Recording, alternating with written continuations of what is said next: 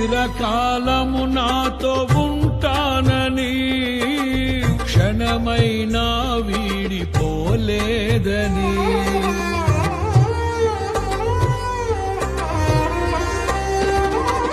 నీలో నన్ను చేర్చుకున్నావని